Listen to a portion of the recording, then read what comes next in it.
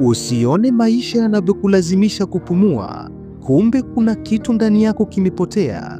Kuna watu huamka asubuhi kila siku wakiwa wazima, lakini wanaishi kana kwamba wamefungwa na kitu kisichoonekana. Ndoto zao zinabadilika, mipango inaharibika, pesa inapotea bila sababu, fursa zinawakwepa kwa ghafla, na cha kushangaza, watu waliokuwa duni ghafla wanawapita kwa kasi ya ajabu. Siri kubwa imefichwa hapa. Nyota ya mtu inaweza kuibwa, kupunguzwa au kufungwa bila yeye kujua. Nyota ndio utu wako, mafanikio yako, heshima yako na kile ambacho Mungu alikupa tangu kuzaliwa. Ukikosa nyota yako, unaweza kuwa hai lakini sio unaishi.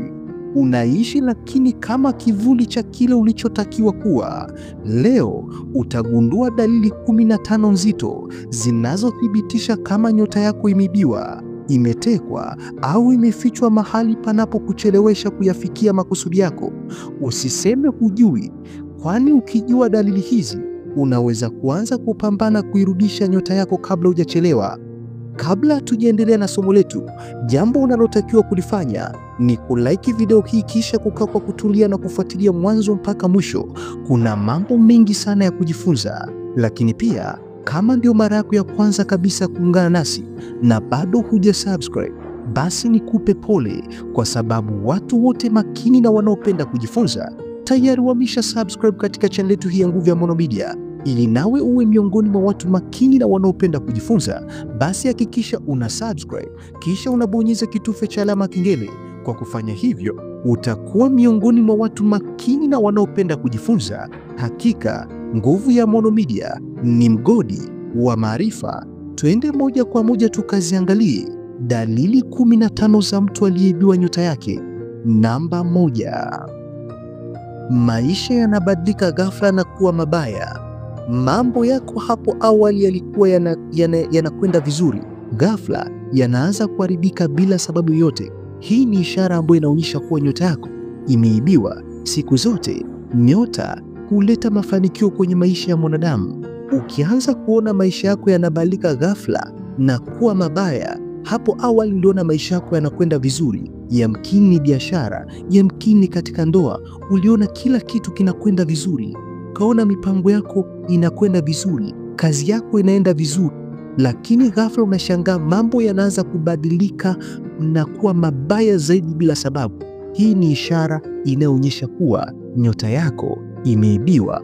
Kwa hiyo ukiona ishara hii, ukiona maisha yako yanabadilika ghafla na kuwa mabaya zaidi bila sababu, ni ishara inayoonyesha kuwa nyota yako imeibiwa. Lakini ishara ya pili inayoonyesha kuwa nyota yako imeibiwa, bahati inakukwepa kila mara. Unashangaa kila fursa ikitokea inatokea kwa wengine na inafanikiwa, lakini ukijaribu wewe inaharibika au inazimika ghafla. Kwa hiyo unashangaa kila fursa ikitokea kwa wengine inafanikiwa, lakini ukijaribu wewe inaharibika au inazimika ghafla. Hii ni ishara ambayo inaonyesha kuwa nyota yako imeibiwa.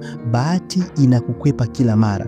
Unashangaa kile kitu kinatokea kwa watu wengine, wakifanya wanafanikiwa, lakini wewe ukifanya kile kitu kinaharibika au kinapotea kabisa. Kwa hiyo bahati inakukwepa kila mara. Unashangaa tu kila mara, yani wewe bahati ikupate. Siku zote mtu mwenye nyota huwa ina sifa ya kuambatana na bahati, huwa ina sifa ya kuambatana na mafanikio.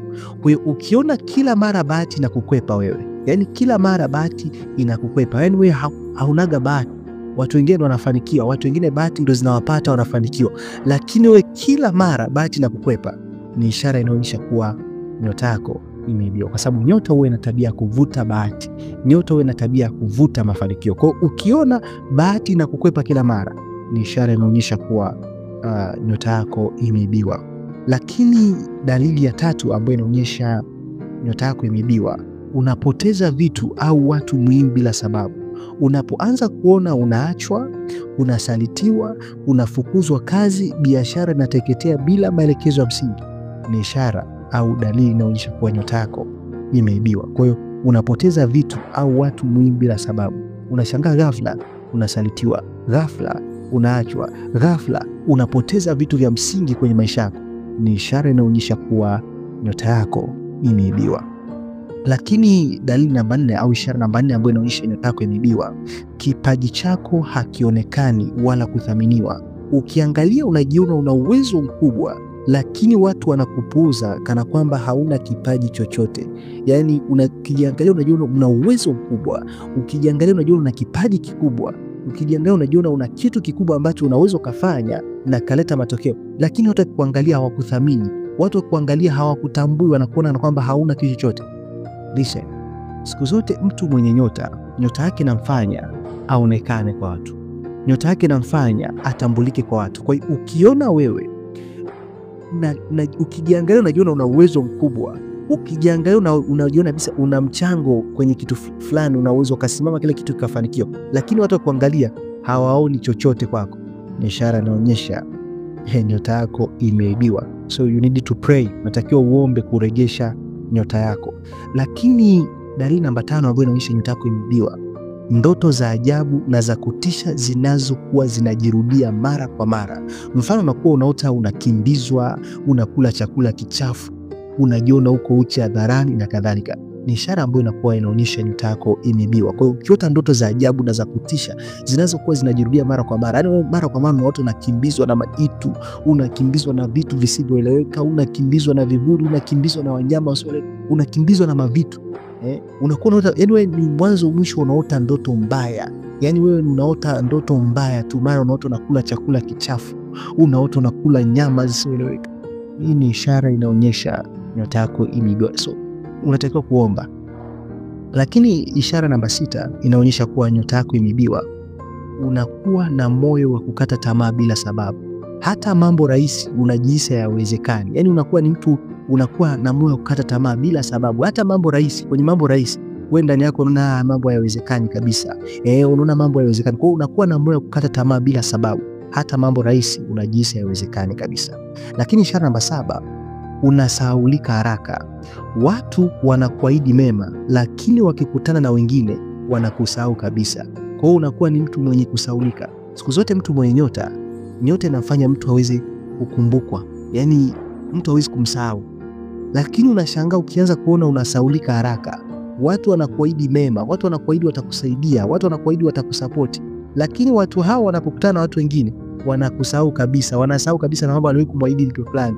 Kwa hiyo unaweza kuwa unabakia unaumia, fulani mbona aliniambia atanisaidia lakini hajanisaidia. Umeshasahaulika. Ni ishara ambayo inaonyesha nyota yako imeibiwa. Kwa hiyo unatakiwa uombe. Kwa hiyo watu wanaweza kuwa wanakusupport, watu wanaweza kuwa wanakuahidi kabisa watakusupport, watakusaidia, watakushika mkono, watakuinua. Ghafla wale watu wanashangaa wamekusahau. Unaweza kumfuata unaambia uniahidi kana kwamba utanifanyia hiki. Yeye mwenyewe anaanza kushangaa, alikuahidi sanga, alikuahidi muda gani? Ni ishara ambayo inaonyesha nyota yako imeibiwa. Unatakiwa uingie kwenye maombi uombe. Lakini ishara namba 8, kila unapoanza jambo jema akili yako inataka uachane nalo.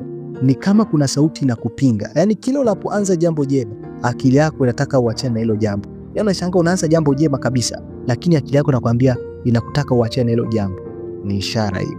Lakini ishara namba 9, kukosa heshima bila sababu. Watu wanaanza kudharau bila kosa, bila sababu yote. Watu wanaanza kudharau tu. Ishara namba 10, unakutana na watu wabaya na wanaokuangamiza. Unakumbana na marafiki, wachumba, washirikina au wafanyabiashara wanaokuchelewesha au kukuharibu. Kwa hiyo unakutana na watu wabaya. Siku zote nyota ina tabia kuvuta watu wema, kuvuta watu sahihi kwenye maisha yako. Lakini unapoibiwa nyota yako, unaanza kukutana na watu wabaya na watu wanaokuangamiza. Yani unakutana na watu wabaya. Kwa hiyo kiibiwa nyota unaanza kukutana na watu ambao sio sahihi kwenye maisha yako. Nyota ina tabia kuvuta watu sahihi kwenye maisha yako kwa wakati sahihi, kwenye eneo sahihi, kwa muda sahihi na vitu kama hivyo. Kwa hiyo unapoibiwa nyota unaanza kukutana na watu wabaya wanaokuangamiza, wanaokuletea vikwazo na kadhalika. Lakini ishara namba 11, unahangaika sana lakini matokeo ni madogo. Unajituma, unafanya kazi lakini matokeo hayalingani na juhudi zako. Unajituma, juhudi zako ni kama tembo, lakini matokeo yako ni kama simizi. Yani matokeo hayalingani na juhudi unayoifanya. Kwa hiyo unahangaika sana lakini matokeo yake ni madogo. Lakini ishara namba 12, watu wanaiba mawazo yako na kufanikiwa. Unasema wazo, wengine wakifanya ndio wanafanikiwa, ila wewe hausogei wala ufanikiwa. Kwa hiyo unajikuta watu wanaiba mawazo yako na kufanikiwa. Ni ishara ambayo inaonyesha umegundua nyota yako. Lakini ishara namba 13, unajikuta una hasira zisizo na sababu. Jambo la kutambua, hasira zinapunguza baraka na kuweka roho mbaya inayozuia nyota yako. Kwa hiyo unajikuta una hasira zisizo na sababu, yaani mpaka mwenyewe unajishangaa. Lakini ishara namba 14, unahisi kama kuna kitu kimefunga njia yako. Ukijaribu kusonga mbele, unagonga ukuta usionekana. Yaani unahisi kuna kitu kimefunga njia yako. Kila ukijaribu, kila ukiweka jitihada, hauoni matokeo yote. Lakini ishara namba 15, pesa zinakuja haraka lakini zinapotea haraka. Ukipata kitu hakikai hata kidogo. Yaani pesa unapata lakini unashangaa pesa hujui imeenda wapi, hujui imefanya kitu gani. Yaani pesa inakuja haraka inapotea haraka. Ishara inaonyesha nyota yako imeibiwa. Lakini jambo la msingi, kumbuka, si kila changamoto inaashiria umeibiwa nyota. Lakini zikijirudia sana mara nyingi ni kushambuliwa kiroho au kuibiwa nyota. Ni muhimu ukazingatia. Sio kila ishara unayoiona, yani si kila ishara unayoiona ni kuibiwa nyota. Lakini zikijirudia sana mara nyingi, hizo nilizozitaja ni ishara ya kushambuliwa kiroho au kuibiwa nyota.